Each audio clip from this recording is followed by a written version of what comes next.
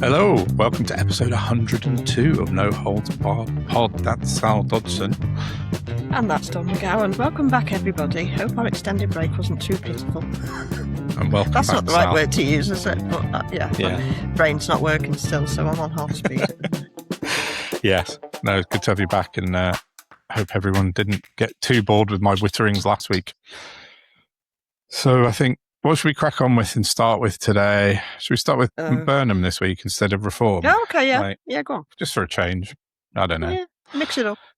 Yeah, why not? It's just, I don't know, we don't want to put, because every week I don't want to call everything Reform this and Reform that, although, you know, that is the news at the moment. But I thought... Oh. Nobody else is getting airtime, are they? So. Sorry? Nobody else is getting any airtime, are they? No, they're not at all. Silly season, indeed.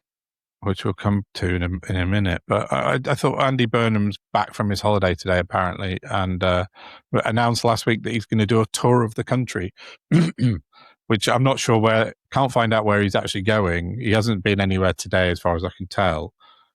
See, maybe that's no good. You need to do that job, and this might sound a bit backwards, but on a human level, you need to go away and have a fucking holiday, not piss off for a week while you've still got your advisors yapping to you on the phone, which no doubt will have been happening. Yeah. Go and have a holiday and come back refreshed and fit for the job, because you're going to burn yourself out. Take it I got from no me. problem with him going for a holiday. Everyone needs a holiday, as you just said. Yeah, absolutely. But yeah, he was still doing his TikToks while he was away and still, being advised. Russell Kane's having a smashing time of it. He's just... Is he still going? I haven't actually seen any of his things recently. Yeah. He's just getting better. Yeah. Getting practice with it. Mm-hmm. Well, did you read last week that Burnham, I think it came out maybe Friday, that his advisors were saying that he's too blokey now and people are not warming up to his TikTok videos, so they're going to change it. I'm like, oh, God. I genuinely have a worry about this populist kind of thing he's got around him. Really doesn't... Yes.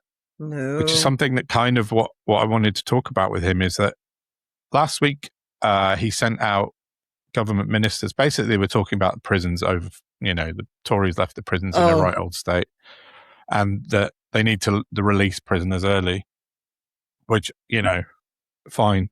It's not fine, but fair enough. And there was a massive hoo-ha about the killers of PC Andrew Harper being let out, because two of them were done for manslaughter because they didn't, they weren't driving the car. I'm not going to go into details of his murder because it's grim. The guy who was driving the car is in jail and won't be let out, but the other two were accomplices and they were put away for manslaughter, so they're eligible for this early release thing after 6 years. I mean, they've been in jail for 6 years already, so that's fine. Fair enough, I guess. But all the press were kind of haranguing every minister. Why can't he make a change to the law? Why can't there be an exception for these two police killers? Blah, blah, blah. And I said over the weekend that, Justice Secretary, who's Alex Norris, was sent out on Friday and he explained it to everybody. He said, we can't retrofit the law. If we did it for these two, that's just picking and choosing. You might not like what they've done. It's horrendous what they did. Undemocratic. We can't. Exactly. He said, I think his exact words were, any serious country would never retrofit laws. It would be illegal. So, he was, I think, the third minister in 3 days that had been out to explain this to the press because they were really angry. Then on Saturday, an announcement came out saying Andy Burnham said, I'll do everything in my power to keep these two people in jail, after his ministers spent a week saying why they had to be released. Capitulating. Yeah. By the press, he's basically seems to be governing by his poll results in the focus groups. It's like, you can't do it, mate. It's literally been like that for the last 20 years. Exactly. Well, it has, and then this afternoon the government announced, oh no, we won't be able to release these two people because we'd have to keep about 1,000 other people in jail, because if those two were kept back for manslaughter, everyone else in jail for manslaughter would have to be held back as well. So that's like another 1,000 Labour comms, prisoners. everybody. Slow hand clap. Exactly. Yeah. So, I said on Twitter this afternoon, it's kind of populism meets reality in a very quick turnaround, because Andy Burnham's announcement on Saturday, he'd keep them in jail, and then the law says you can't, mate. I'm sorry. Maybe your focus group said, it plays well with the public, but you can't just after you spent 3 days of government ministers going out on the media saying why they can't be released, you just chucked them under the bus. And now you look like an idiot because you can't do what you said you were going to do. So I'm a bit worried about this sort of governing by popularity. You see, the struggle I've got with this is the very same people getting angry and asking these questions about people being released early are the very same people that gave the Tories a free pass for 14 years of them bankrupting and destroying the country and not building any prisons, or extending mental health services and making them good so that people are effectively treated and then don't become criminalised. Yeah, absolutely. Of course, you're absolutely right. And yeah. It's exactly the same people, of course. I mean, the next tail's Ferraris wagging of the the world. dog, and it's got to stop. Yeah, exactly. That's what I'm worried about. I hope he learns from this very quickly. I'm still just about in the benefit of the doubt zone with Andy Burnham, but it's kind of wearing very thin. If he doesn't do something substantial quite quickly, I think a lot of people are going to be like, right, mate, you've had your chance. And then what? And then and then nothing, and then we return to the circus. I know. Mess we're in. It's and then we move on to the same circus we've been in for the last however many years. Yeah, exactly. Bring the last twats back? I don't think so. Well, no, of course not. But but we're not in a better position than we were this time last year. I know he's only been in the job. That's what I'm saying. I'm giving him the benefit of the doubt. Still, yeah, he's been there 5 minutes. Yeah, exactly. I'm not running him out of town just yet, but I do think he needs to learn really quickly that trying to appease the right-wing media isn't going to fucking work at all under any circumstances. They will tear you to pieces if you start showing a bit of weakness, which I think he did last week. So, do you know what? I'm going to send you one of the Russell Kane TikToks for the end because he's very good. But the more I think about his bit relative to Andy Burnham, I can't bear the man. It's boiling my piss. Who, Burnham? But his charisma is so wonky. And it's this, I'm such a nice guy, I'm like your dad. No, you're not. You're just another bit player. Fuck off. Yeah. There's very few serious people in politics.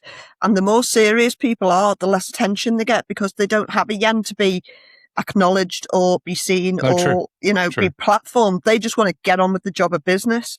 So they're the least likely people to make it. Oh God, human psychology, just mental. Ironically. Do you know what you're doing? Do you know what you're saying though? You're saying people like Keir Starmer should be in charge. No, they're all the fucking same. No, but he wasn't like a limelight hogger, was he? He wasn't out for himself. I don't think Starmer. I don't think he minded it. No, but then okay. So Rishi Sunak as well was a bit of a technocrat. Like I agree with what you say, but then he fell into the same thing. He ended up loving the sound of his own voice, which Starmer they're all did willing to end, play the game. We need people who are going to stand there and go, no, this shit ends with me. It's insane. Behave yourselves. Back in your boxes. Wrap it up. Increase Ofcom by 100-fold and close it all down. Much like Denmark are trying to do. Yeah. Wouldn't that be a good time, or have you got more stuff to talk about? No. Well, there's only one other thing. I mean, I've got a couple of things, but I'm a bit worried about Andy Burnham's slogan. And this might just be me because I listened to a lot of history podcasts about World War II. He's got a slogan called he wants to give breathing space to people, which I understand is, to give people help with the cost of living. But Hitler had a phrase called Lebensraum, which is living room, living space. And that was his big slogan. The Nazi slogan was giving people living room, breathing space. I don't know. To me, in my head, I made a mental leap and I don't like it. But I think it might just because I'm a bit of a history nerd. That's all. I hope so. That and the fact that we're being engulfed by fascism again. We're just trying to get ahead of the curve. Yeah, true. I'm not calling Burnham a fascist. I'm just saying his slogan might be slightly problematic. But yeah, that's all. What I would say, trying to be reasonable, is that I'm not going to credit the civil service and government with an aptitude for due diligence. No, that's what I'm going to say on that. If we employ Occam's razor, I don't think they'd have thought it through. Is usually No, I don't the think. answer. Yeah, no, I agree. Well, I've just got one other thing about the government I would like to moan about slightly, and it's more pertinent today because of some news that came out this afternoon that 3/4 of the entire country is in drought officially now, and there's wildfires raging across the country. And I saw Angela Rayner put a tweet about the one in the New Forest, and that looked pretty bad. We've got, well, not we, there's one in Wales near Crickhowell, just 65 miles from where I'm sitting, but I can smell it right now. I can smell the fire. Tan's got 160 miles away. Has she? Yeah, exactly. In Colchester, yeah. Yeah, and my beef here is that the government should be on top of this and should be talking about Cobra meetings and stuff, because this is fucking serious. It's really, You'd think, really wouldn't serious. you? You'd think. And they don't appear to be.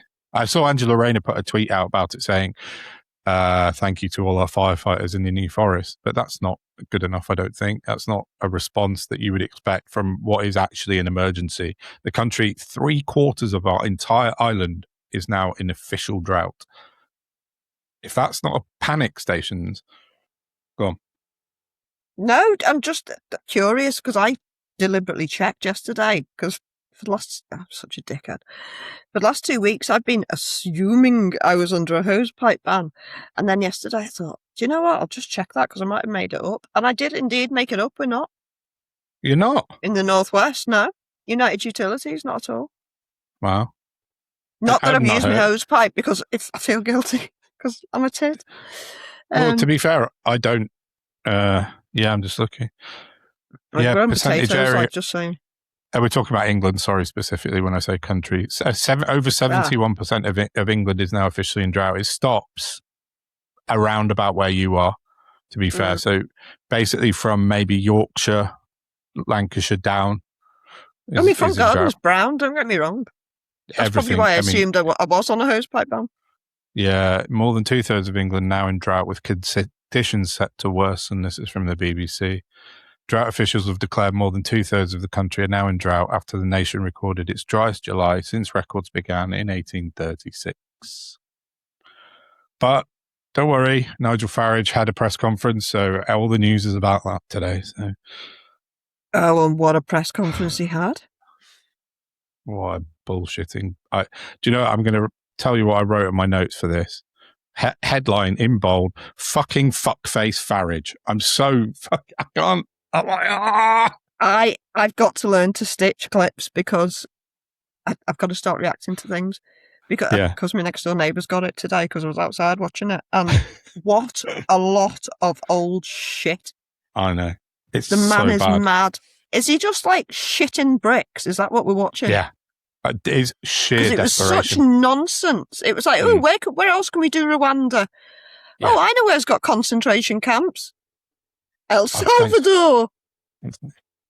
Sorry, I just got a parcel. Sweet. Yeah, no, absolutely. It is, yeah. But El Salvador's where Trump did it. So he's just copied Trump, hasn't he? Also, not coincidentally, where Tether is based is El Salvador. Yeah. But yeah, did you see that Estonia have come out and just said, no, fuck off, mate. You're not having our prison spaces this afternoon. Oh, they've already. I wish they had. No, they have. They're Estonian. Well, in not in so many words, but they said, we're not going to be party to this. But he announced this last year. The same thing, 25th of July last year.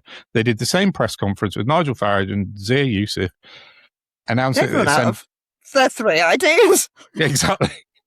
Exactly that. They're literally regurgitating their three ideas over and over again and trying to come up.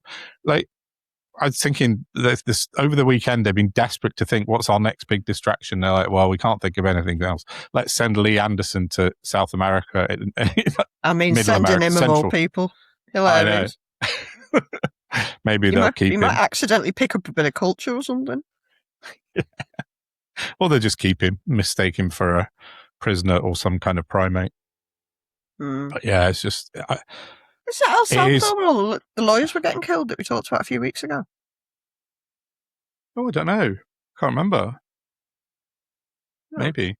It's where one of the worst prisons in the world is, where they cram all these kind of gang members together, like 20 in a cell. And Trump deported shitloads of people. And it was where they did all their was it Kristi Noem went and did a photo shoot in front of all these harrowed prisoners. Yeah. But I mean, they've just reformer out of. I was talking to Dan today, and he said they're on their knees at the moment, aren't they? I said, yeah, that's exactly the right thing. They're absolutely on their knees, and they need just a little nudge to go over the edge. So potentially, I might be able to provide that with a little article that I'm dropping this week. I won't say more than that. That's a smashing little scoop you've got there. I hope so. But it might all be eyes on Don, everybody. He's pulled it out the bag again. It might be a nail in the coffin, not necessarily the final one, but certainly a nail, hopefully. Oh, it all helps. It all helps. Yes, exactly. So, did you find the El Salvador thing? No, it must have, I don't know where. The other thing about this press conference is that nobody asked about the £5 million. They're just, I think, and nobody pointed out that this is another. They announced this like barely a year ago. The same thing. Like, they must be paying these journalists. They must specify or stipulate rather when they come to these press conferences that they can only ask certain questions. They must, because they must. Yeah, and these people comply, and that's the fucking problem. Exactly that. They must. All this money that Reform are hoovering up from around the world must be going, a lot of it, towards paying off journalists like Rob, whatever his name is, from Sky News, not to ask questions about £5 million. It's just disgraceful. The other problem that somebody, I think it was Max, actually pointed out, that like a third of these 10,000 prisoners they want to send to El Salvador are actually waiting for bail.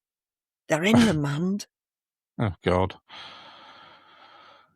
Brilliant. I mean, they're just insane. They haven't got a single idea that's feasible. Not one. Not a single fucking thing. And it really shows now. They've become a laughingstock, which is good news. So the only things coming up under the El Salvador fucking reform. Is it? Well, yeah, that's it. So that's what they do, isn't it?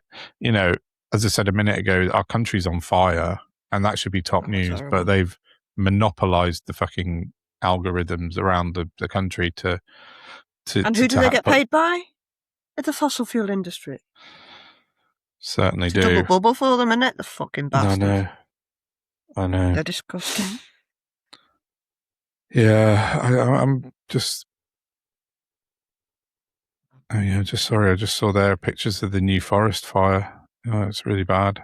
It's such a big, vast area as well.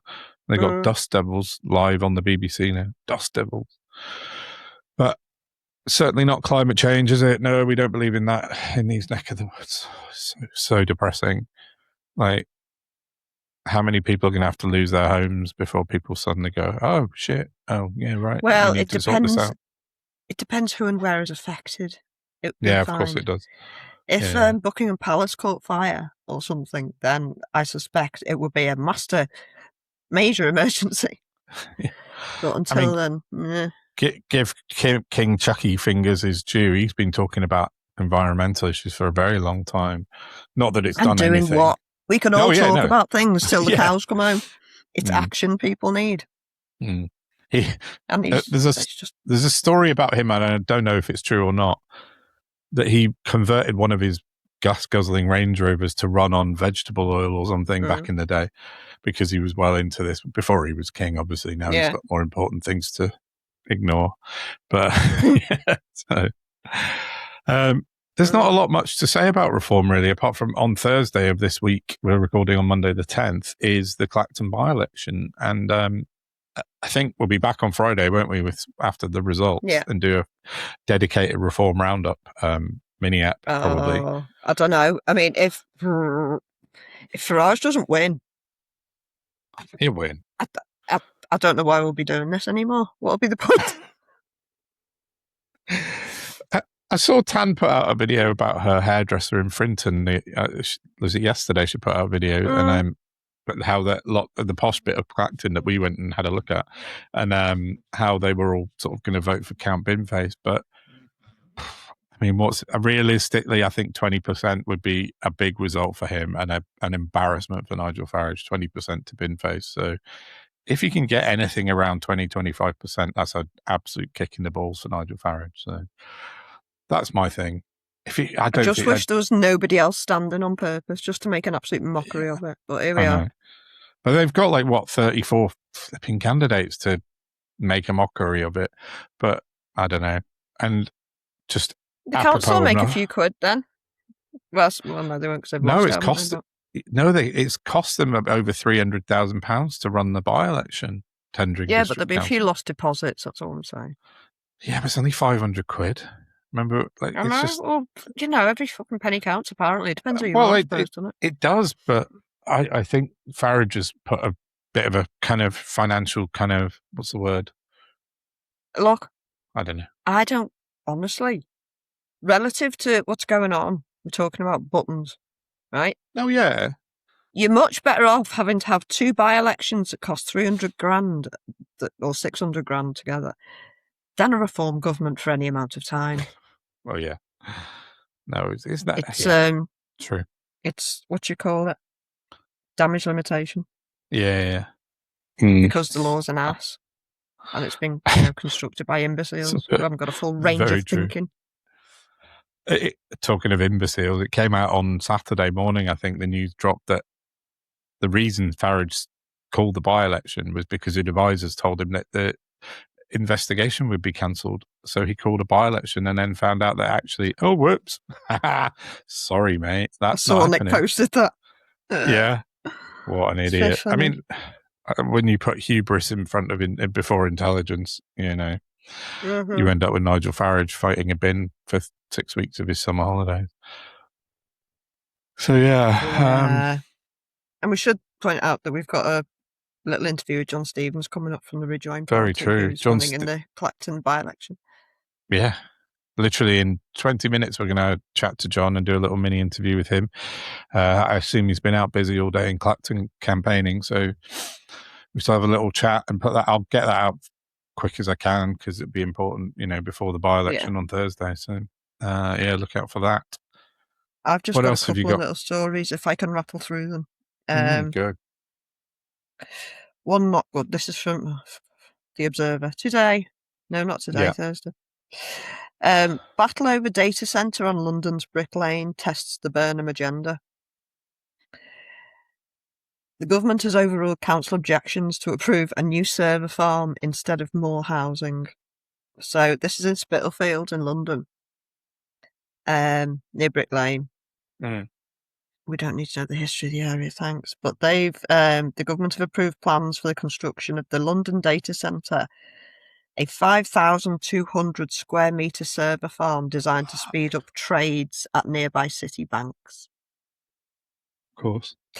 An energy statement released by the developer, Truman Estates Limited, states that the facility will consume 5.2 megawatts of electricity, enough to power 15,000 homes. Jesus. Residents say they feel misled by Truman, who own 56 parcels of land in the area and are registered in Jersey. Shocking. Of course they are. Where's the doobie doobs? So the residents have submitted a petition. They've got nowhere. Yeah. I'm looking for the figures. This isn't helpful. Is it gone? They were supposed to build sorry about this. Okay.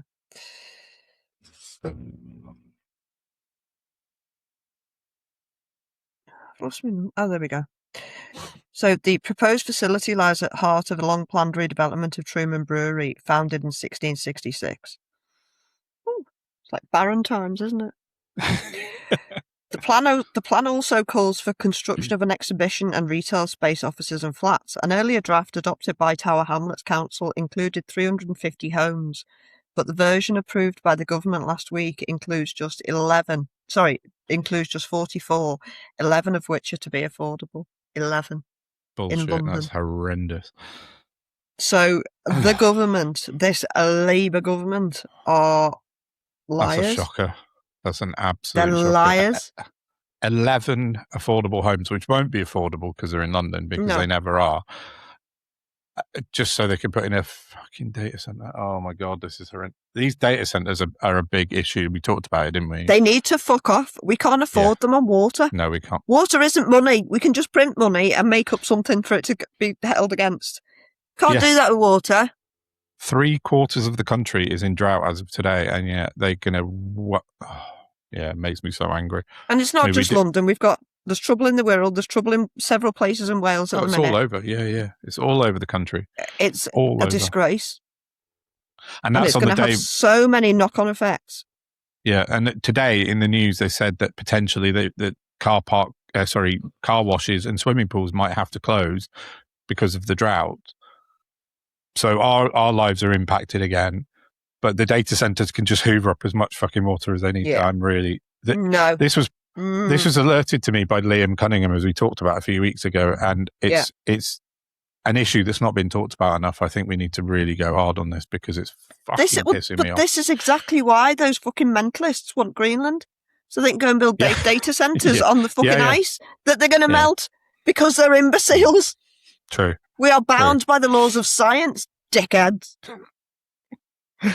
The data center thing's something we need to push on because it's an issue that's going to be much more serious than we think it is, or that's being talked about at least. Yeah, that's fucking wrong. We need to figure out the bits of AI that are crucial to humanity, and fire the rest of it in the spacecraft.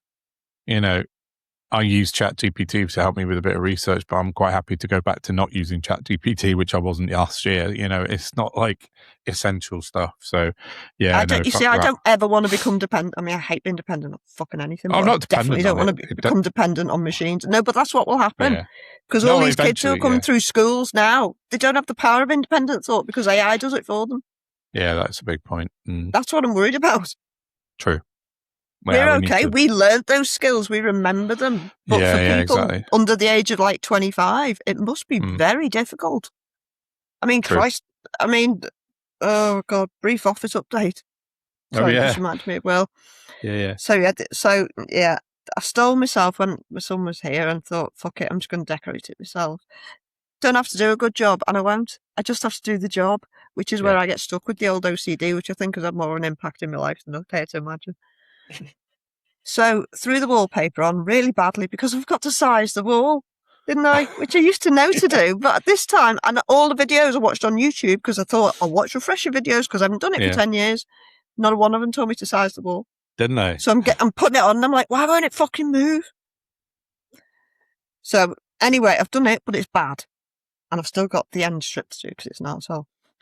Then I find a nice Polish man from Facebook who comes and gives me a very reasonable quote for putting up this bit of kitchen bar and 2 solid wood shelves. Very heavy. Got to get new brackets for them. Okay. So he then comes and he says, so I said, I need it to be solid. I don't want to sit on it or anything, but I need to be able to lean on it and work on it. And it needs to be dead level for when I do resin work and stuff. Okay. Yeah. And he's like, yeah, okay, great. And I'm like, just average desk height. I said, I can Google that. He went, oh, no, don't worry. I know what height that is. It's about 90 centimetres. So I'm like, oh, okay, fine. So I think it's his job. He must know better than me. Seems come back. Low. Yeah. I'm just looking at my desk. Yeah. And your desk, like my kitchen table, like most desks, are 75 centimetres. Oh, right. And I come back and he's done a fantastic job of it's solid as fuck. Oh, no. But it's up here. Oh, shit. And I'm like, typing away. No, I needed to buy a new chair anyway because young fella Milado has broken the last 2 that I bought by leaning back on them like a tit. Yeah. Well, and you can't do that when you're about 17 stone and 20 years old because they break. So I've been asking him to buy me a new chair for months now in preparation. And I'm like, well, it's a good job because that chair wouldn't fit anyway. But I'm also like, but for a standing desk, it's a really good height. And with my back, I'm like, oh God, this could be dead good for doing resin, but shit for typing. Well, you could get like a bar stool, like one of the tall bar stools, maybe. No. Are you on crack? Not recently. With my back? Oh, Are you joking? But what there are done that I saw, because I thought there are definitely standing tall desks for architects. Yeah. A draftsman chair, which you can do uppy and downy. Yes, and goes right up. Nice. Yeah. Good. So I've ordered one of them. Oh, nice. Because I was getting in quite a tiz about it. Yeah. It was over my bad week. And I sent Will a screenshot and went, right, I've ordered this now. Can you send me £50 towards it, please? And he fucking did. Nice. Well done. Well done, Will. So Good fingers effort. crossed, if Adam comes back tomorrow and finishes up, because he didn't have time because of my wonky brackets, because the shelves too heavy, I should be in my office on Friday to film. Amazing. That's good news. So thank you to everybody who's donated to pay for Adam and the chair. Absolutely, yeah. So, which also should be here tomorrow. Our incredible fan base that have chipped in to help you with that is really awesome. So, yeah, that's brilliant news. I should be able to start writing and make it all worth it for everybody. Yeah, brilliant. I did have one last story before we go. I've got one little one as well, which is annoying the shit out of me as well. Oh, this isn't annoying. This is good. Oh, good. Do you want to maybe I should do mine first and finish on a good one. Yeah, go on. US workers who are functionally illiterate earn roughly the same per hour as the average British worker. From the FT yesterday, John Byrne Murdoch. The average hourly wage by literacy or numeracy level puts people who can't read or write in America on the same level of hourly wage as the lower paid British worker. Our country is fucking fucked. It's a disgrace. I hate using that term. But the fact that people in America who can't read or write get paid the same as our minimum wage is not acceptable under any circumstances. And I'm just really, that was in the FT yesterday. I wish I could be surprised. No, I know you're not. I know, but it's just to see the data of it is just shocking. Just a different metric in it, yeah. It's shocking. That was it. And they probably don't have to claim universal credit either. No, exactly. Maybe they won't. I don't know. No, I don't think so. In America, I think welfare, you don't get in work welfare. I don't think in America. It's only out of work, but I'll double check that, but I don't think so. Not like here. Go. Cheer us up. Just a quick one. It's a tweet from somebody I wouldn't normally like to mention, the Boy George, who released his pro-Israel track with AI reggae week before last, I think it was, when I was still paying attention. Right. Well, I'm trying to see the date on this. It was the 8th. He tweeted this, so it's 2 days old. But get your violins ready, everybody.